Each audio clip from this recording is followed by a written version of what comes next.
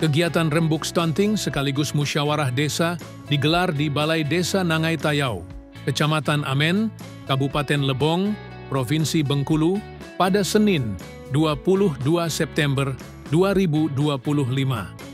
Acara yang dihadiri pemerintah desa, perangkat, serta masyarakat ini berjalan lancar dengan suasana penuh semangat kebersamaan.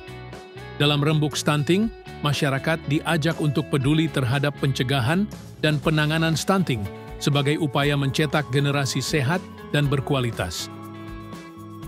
Kegiatan kita hari ini musyawarah stunting, pencegahan stunting di Desa Nangai Tayau, dilanjutkan dengan musyawarah APBDes tahun 2026, dilanjutkan lagi dengan pelatihan kapasitas aparatur desa.